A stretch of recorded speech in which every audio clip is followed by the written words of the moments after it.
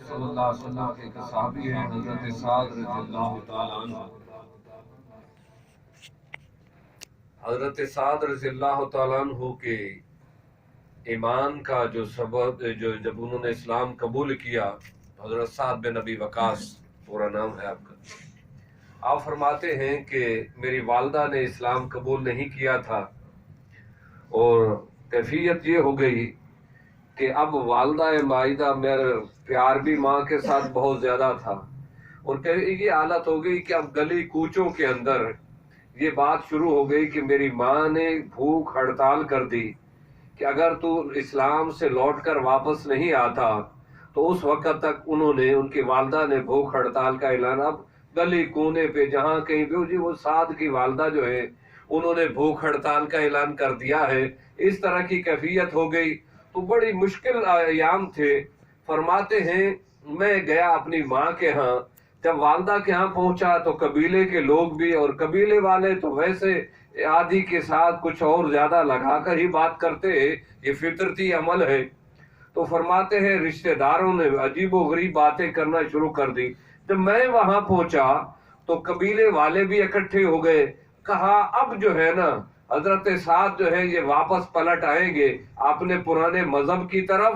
تو فرماتے ہیں میں وہاں گیا، میں نے والدہ کو دیکھا، اور والدہ کو دیکھنے کے بعد میں ماں کے گھٹنوں کے پاس بیٹھ گیا.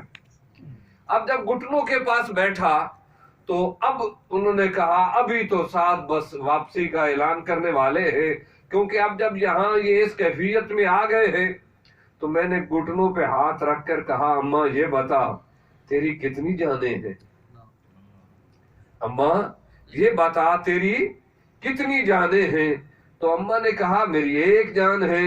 میں نے کہا اماں تیری اگر 1000 جان بھی ہو، اماں تیری 1000 جان بھی ہو تو وہ اب نام مصطفیٰ پہ قربان ہے. اب میں پلٹنے والا نہیں ہوں، جو جام پی چکا ہوں اب اس جام کا نشہ اترنے کا نام نہیں لیتا. تو حضرت سعد یہ کہہ کر وہاں سے اٹھ کر آ گئے، یہ کہہ کر اٹھ کر آ گئے. اب لوگوں نے کہا کہ حضرت سعد نے یہ جواب دیا والدہ کو، اور یہ باتیں ہونے لگی. لیکن جب واپس تھوڑی دیر بعد گھر کی طرف گئے تو آپ کی والدہ مائدہ نے بھوک ہڑتال ختم کر دی. وہ کھانا تناول کر رہی تھی. جب کھانا کھانے لگی تو لوگوں نے کہا کہ تو بھوک ہڑتال پر تھی.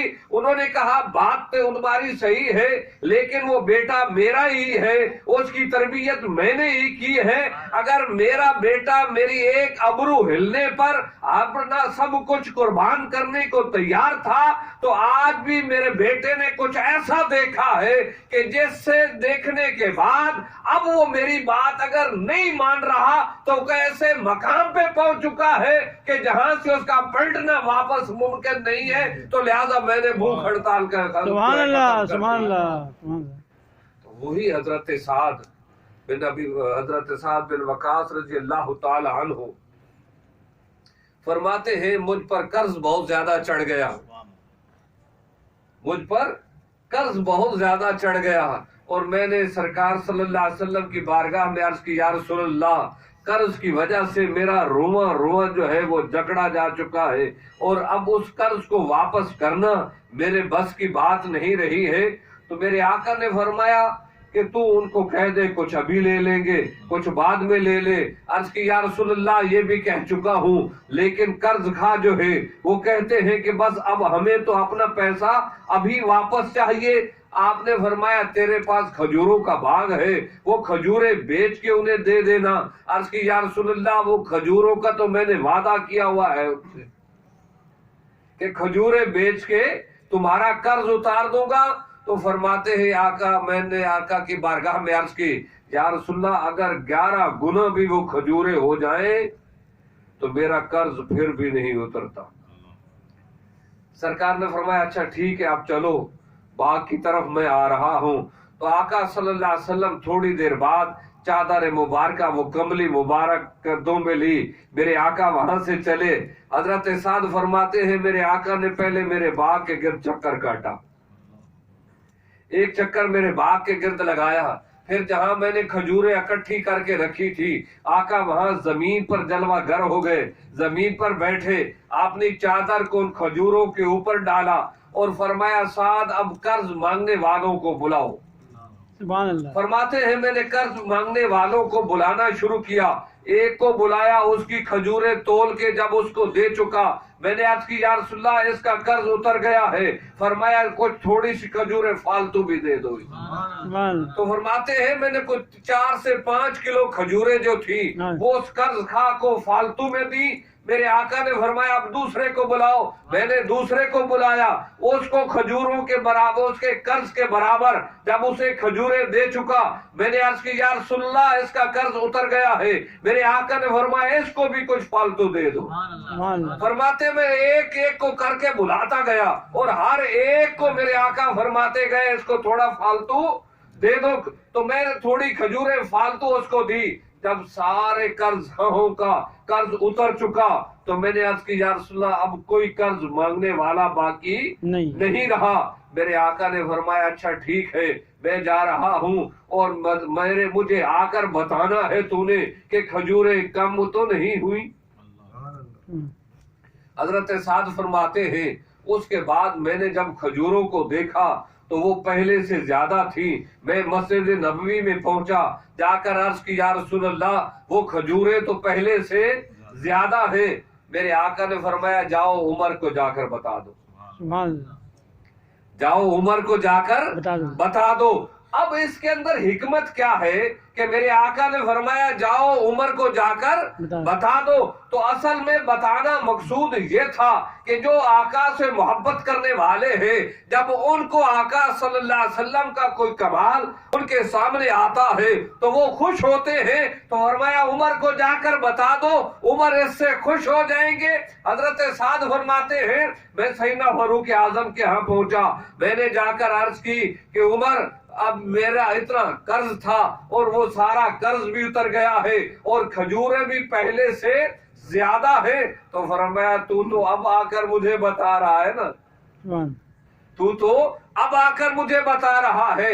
جب میرے آقا یہاں سے چلے تھے میں نے صحابہ کو کہا کہ سعد کی قسمت جاگ اٹھے ہے، اب خیرے ہی خیرے ہیں، اب سعد کا قرض اتر جائے گا، تو اب بتا رہا ہے، میں پہلے غلاموں کو بتا چکا۔ سبحان اللہ، سبحان اللہ۔ وہی حضرت سعد رضی اللہ تعالی عنہ جنگ تبوک سے جب میرے آقا واپس آ رہے تھے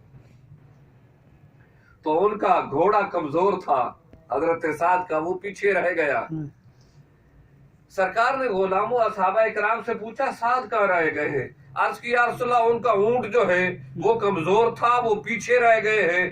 تو میرے آقا نے صحابہ کو نہیں فرمایا، قافلے والوں کو نہیں فرمایا کہ قافلے کو روکو ٹھہر جاؤ، بلکہ میرے آقا نے اپنے گھوڑے کی لگام کو موڑا، واپس حضرت سعد کی طرف گئے۔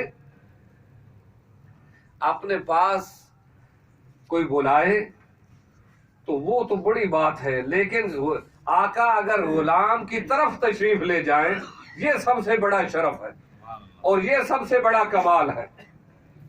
سرکار حضرت سعد کی طرف لوٹ کر گئے، حضرت سعد کے گھوڑے اونٹ کے قریب جب پہنچے تو میرے آقا کے ہاتھ میں تھی چھڑی۔ سرکار نے اونٹ کو یوں چھڑی لگا کر فرمایا دوڑتا کیوں نہیں،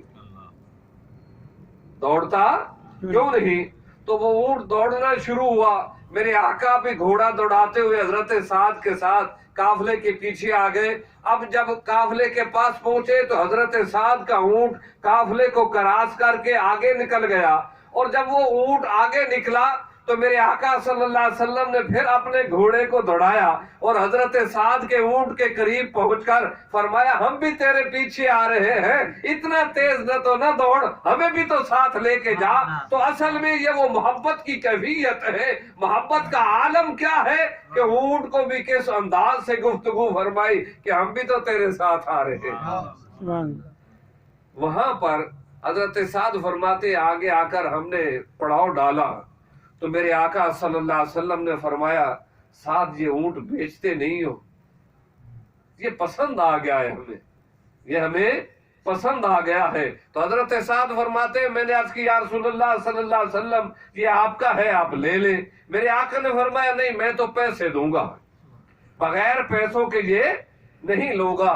تو حضرت سعد رضی اللہ تعالی عنہ نے اونٹ کی 6 درہم جو ہے اس وقت کے اعتبار سے قیمت بتائی. یا رسول اللہ اس وقت مارکیٹ میں اگر اس کی قیمت لگائی جائے تو وہ 6 درہم بنتی ہے. میرے آقا نے فرمایا سعد 6 درہم کیا ہوا، اس کی میں تو اس کے 10 درہم دوں گا.